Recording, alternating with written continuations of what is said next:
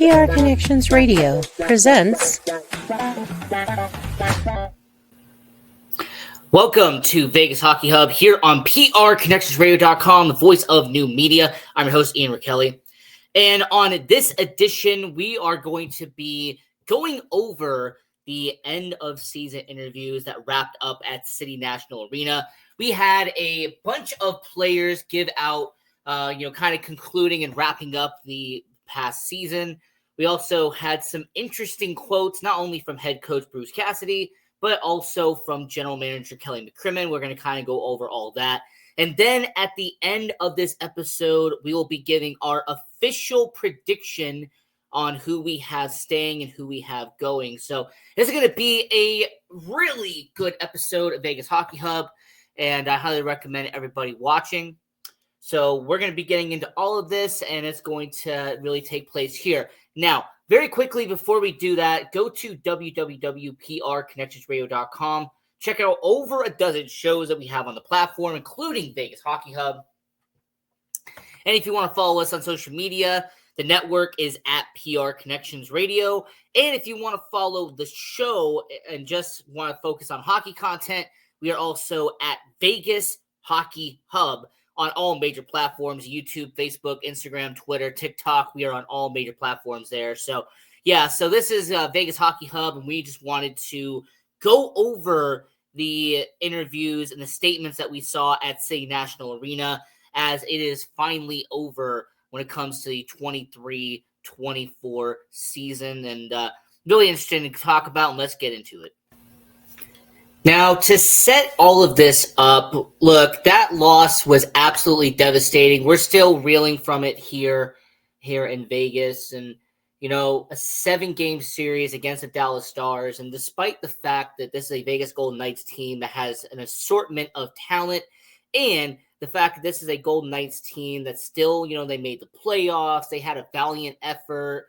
This was a team that was really trying their hardest to beat the Dallas Stars in that 7-game series, just came up on an unfortunate end.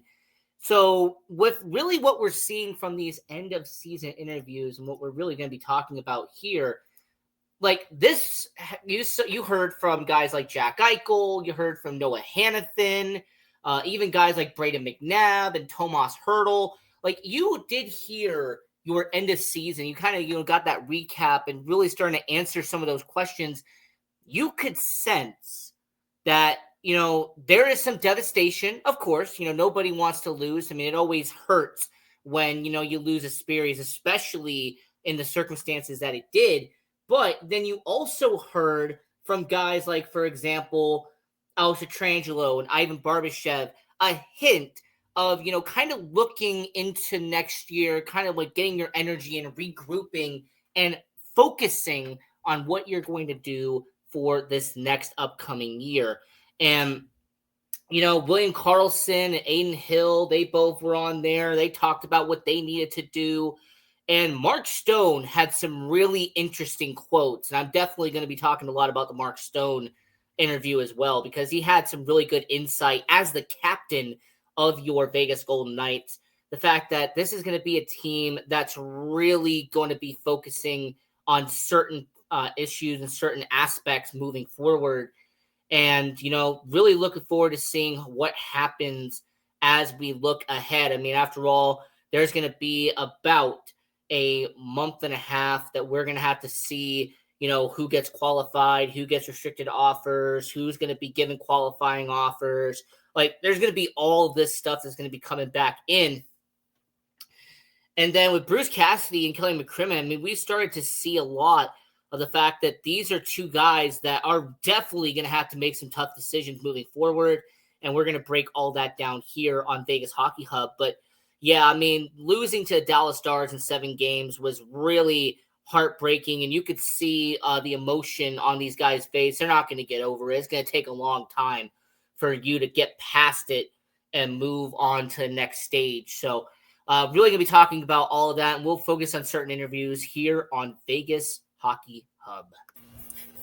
Now, the one part of end-of-season interviews that has always been fascinating to even your host, Ian Rachiele, is that it's pretty much tradition that you're cleaning out your locker, right? You're moving stuff around. If you're a free agent, this might be the last day that you are going to be part of the organization. You're going to be taking stuff in and out. If you're a player that you already know that you're going to be under contract, you might be moving stuff around. You might be replacing certain equipment. Like, there's all this stuff that really gets into it. And when it comes to the whole expression, cleaning out my closet or cleaning out my locker room, there are a couple of free agents that definitely are, looking at what is the future here with the Vegas Golden Knights. And there's one big name clearly that everyone is focused on and really wants to know what is his future moving forward with the Vegas Golden Knights organization. And the person that I'm definitely talking about is number 81. That's Jonathan Marchessault. And, you kind of have to sit here and wonder when it comes to him. He had 44 goals, 42 in the regular season, 2 in the postseason. He's suited up for every single game, regular season and postseason. And he was a very valuable asset to this team. No one will ever take that away, what Jonathan Marchessault did for this organization. And when you listen to his end of season interview, and we even heard some of the quotes that we got back from what he was saying on that panel, it really seems like Jonathan Marchessault is 50-50. It's really unclear if he is going to be staying or if he's going to be going. Even reading body language and even, trying to read in between the lines, it's really tough to say that after listening to his end of season interview, how confident are we that Jonathan Marchessault is going to be a Vegas Golden Knight moving forward? And obviously, Vegas Golden Knights fans want to bring him back. There's a bunch of players that sound like they would really want to have a guy like Jonathan Marchessault back in the organization. And from a fan perspective, of course, I think that they would also want him back. But the main question you got to ask yourself is, Bruce Cassidy, Kelly McCrimmon, George McPhee, Bill Foley, is he the number one priority heading into this offseason? Or is there somebody else they're really going to be focusing on, or they're going to, kind of put their attention towards this off season? I mean, after all, this is a Vegas Golden Knights team that has the potential. And we saw just this past season before what that potential could turn into is winning a Stanley Cup. So with Jonathan Marchessault, we're seeing, is there a possibility 50-50 if he is going in or if he's going out? But someone else that really needed to be focused on when we're talking about what he is going to be doing for this organization, we heard from a guy like Noah Hannafin, who just got extended just a few months ago. And the way he was talking about Vegas, it really seemed like a sales pitch of sorts. The fact that he was talking about what this city is, and he was alongside Jack Eichel, who, of course, is the main cornerstone of the Vegas Golden Knights.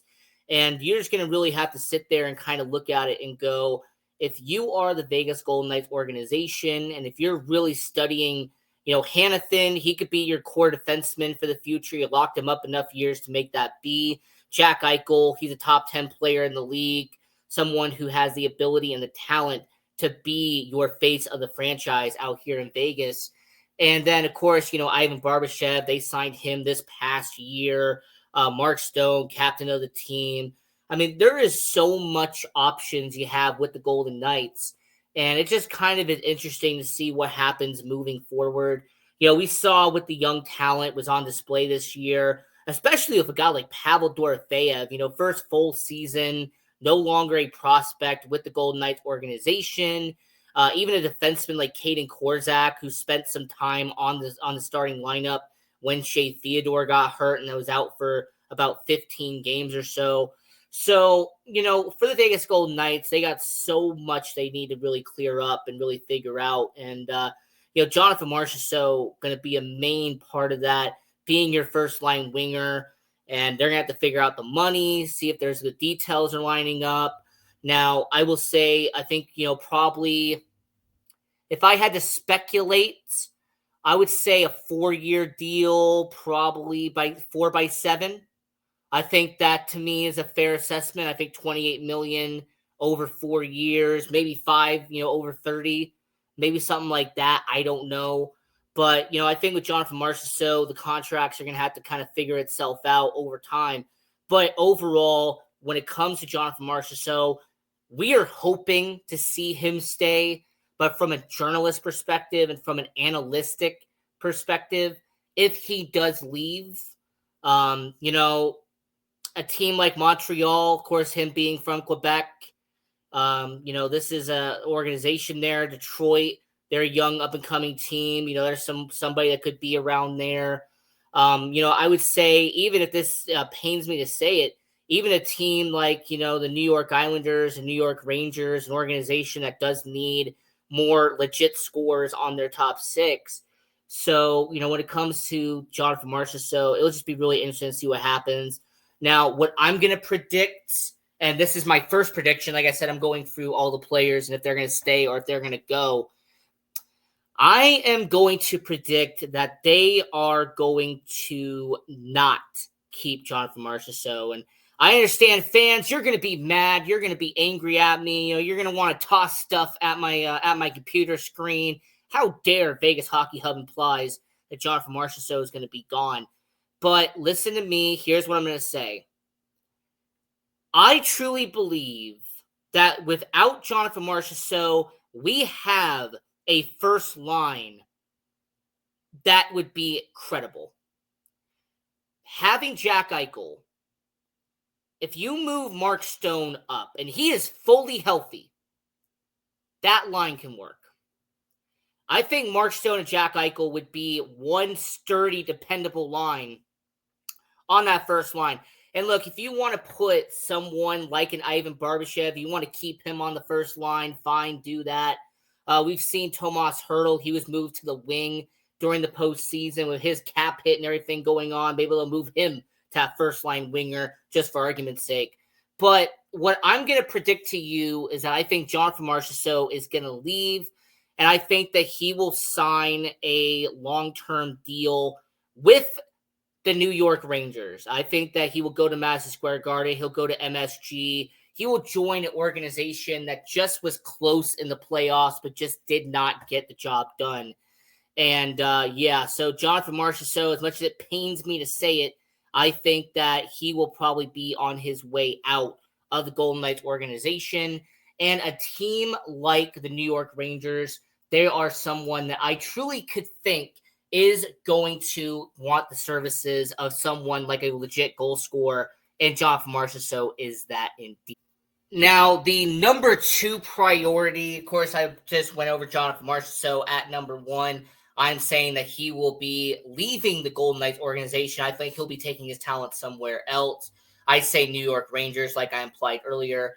And then number 2 would be Chandler Stevenson. This is someone who has spent the last couple of seasons really earning his stripes with the Vegas Golden Knights.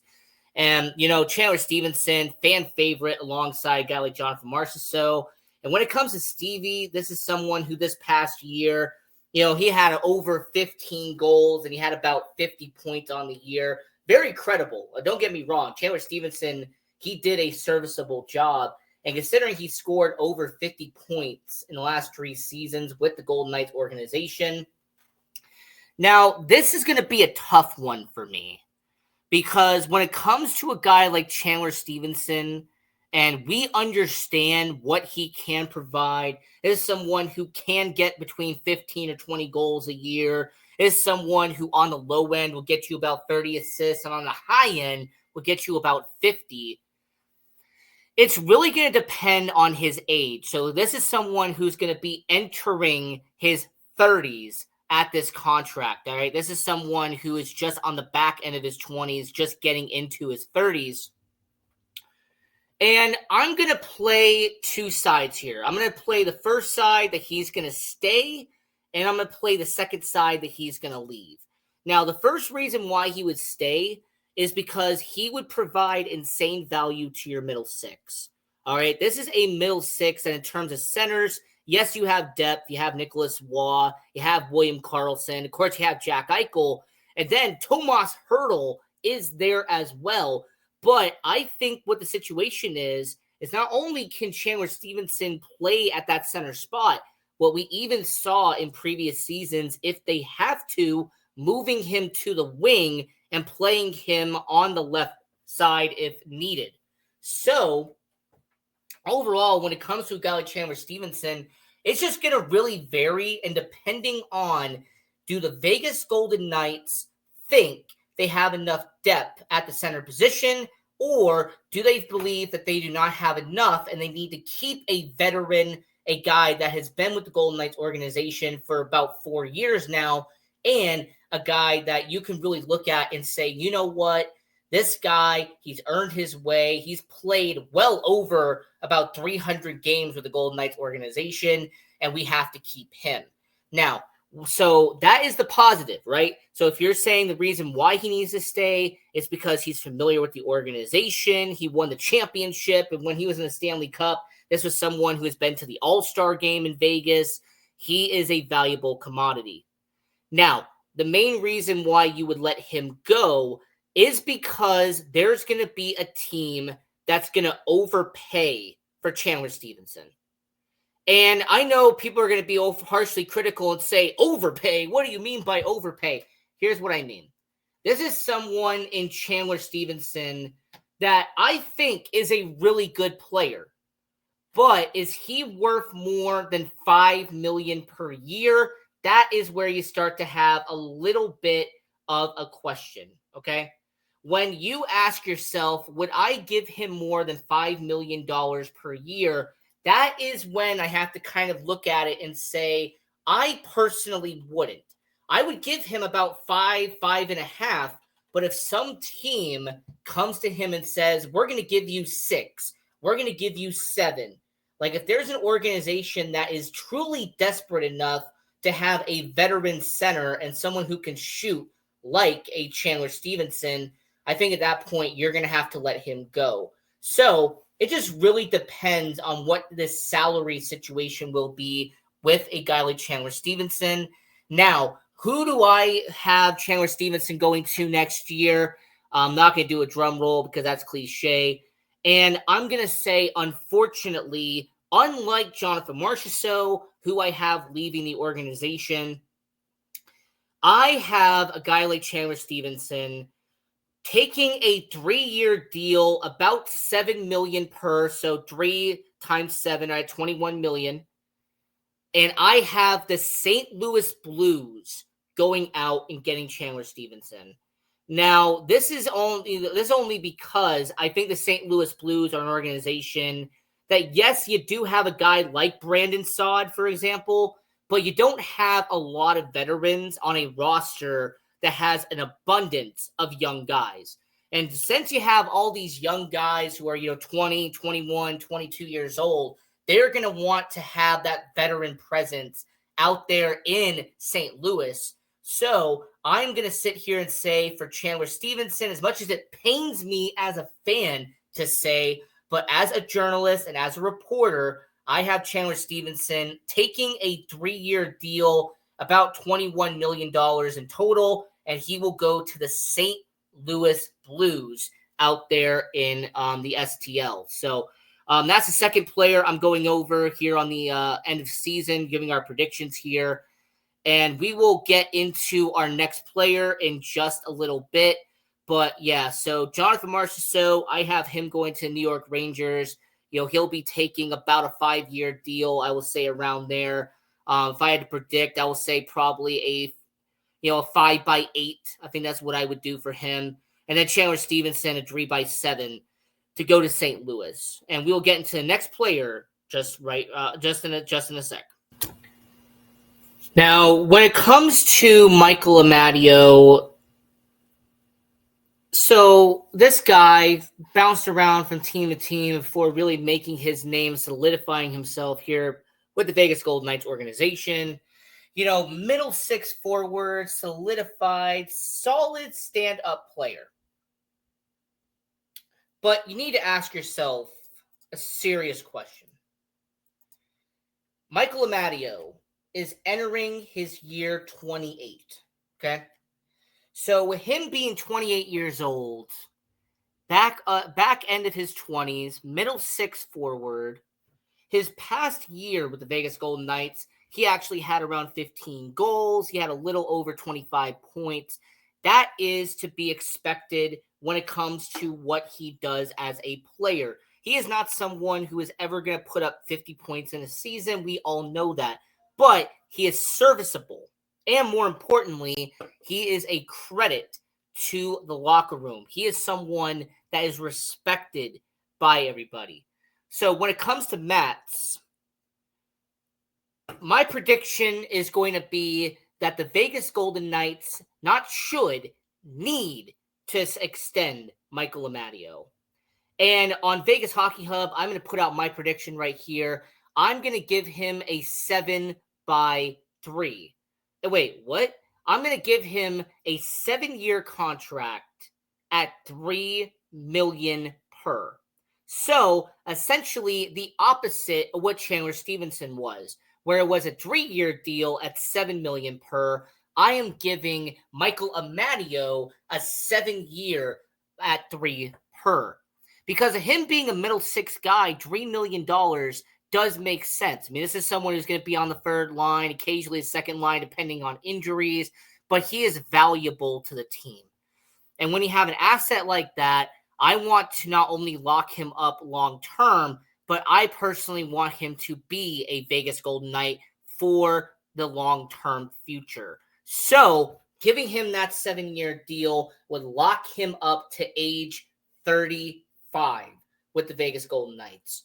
So unlike Marchessault, who I have leaving on a 5-year deal to New York Rangers, unlike Chandler Stevenson, who I think will sign a 3-year deal with the St. Louis Blues, I am predicting that Michael Amadio will re-sign and will be extended by the Vegas Golden Knights, and you will be seeing number 22 back in the starting lineup in the upcoming future with the Vegas Golden Knights. Now, moving over from Michael Amadio, let's go to a 3-time Stanley Cup champion and someone who is on the back end of his youth, and that is Alec Martinez. Now, Alec Martinez, this is somebody that is tricky, and it's tricky because you kind of have to ask yourself the question, at 37 years old, they had him as a healthy scratch in some games. He did get injured twice last year, but he is one of the best shot blockers in the NHL. And with his championship pedigree and his experience, realistically, how many more years does he have left? Is it 2? Is it 3? Is it like Zdeno Chara? Is he going to make it 4 more years? So with Alec Martinez, I am going to predict that he is going to sign a 2-year deal with the Colorado Avalanche. I think that this is a Colorado Avalanche team that's going to need a veteran defenseman on the third pairing, someone who could be a 7th defenseman if need be. And we saw with guys like Jack Johnson when they won the Stanley Cup, we have seen that the Colorado Avalanche are willing to have an established veteran defenseman. I mean, Eric Johnson was there for so many years. So that is going to be my prediction for Alec Martinez, is that he will sign a 2-year deal and he will be moving on. He will not be with the Vegas Golden Knights organization. And my main logic, my main rationale behind this one is simply because you extended Noah Hanifin.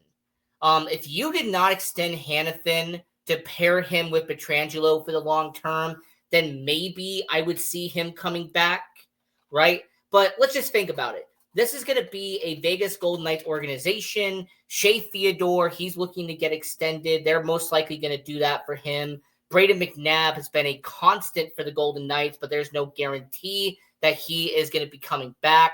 And then you also have the defensemen like Ben Hutton, for example, and players like Nicholas Hague, who are going to be on 1 to 2 years left on their deal.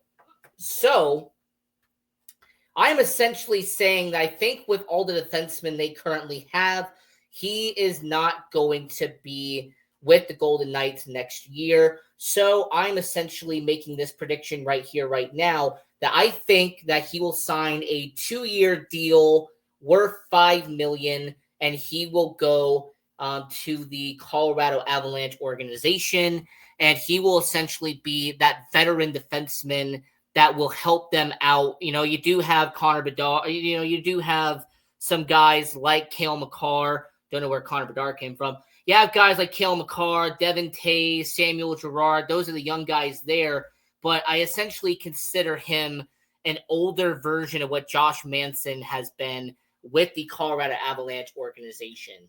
So, yeah, that's my prediction. I think that he will sign 2 years for $10 million with the Colorado Avalanche.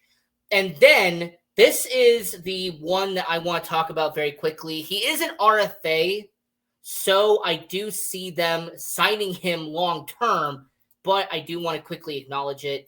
Pavel Dorofeyev, he had his first full-time year last year, and I say that the Vegas Golden Knights will give him a 2-year deal, and they will give him around $2 million with the Vegas Golden Knights. So essentially a 2 years, $4 million contract as coming off an RFA. So Pavel Dorofeyev, he will stay around. I have no doubt in my mind that he will be back on that middle six after having a stellar rookie campaign with the Vegas Golden Knights. And let's get to the last player, because I'm not even going to talk about Anthony Mantha. I mean, after all, this is someone who could go to Chicago for all I care. As a matter of fact, that's my prediction. Anthony Mantha, you played about 20 games for us. Good for you. I'm totally going to forget about you in a couple of years. You're going to sign a deal with the Chicago Blackhawks to help out Connor Bedard. Anthony Mantha, there you go. But the only free agent left that actually matters is William Carrier. And William Carrier is a fascinating story because this is a player that I could realistically see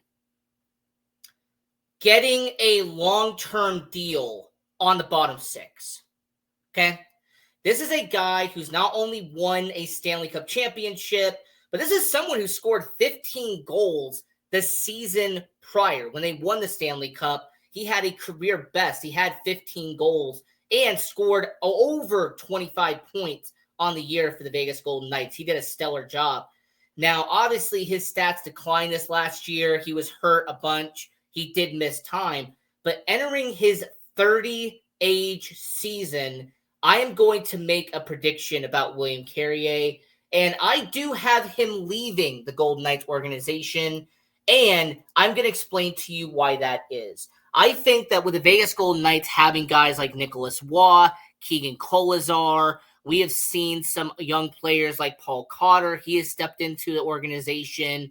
Of course, you have some Henderson Silver Knights players like Brendan Brisson and Giannis Roundbeer. It's become certain that I think William Carrier was shown this past year that he isn't an everyday guy. And he isn't truly needed as an everyday player on that bottom six. You have Brett Howden, for example, someone who can be a bottom six forward if needed.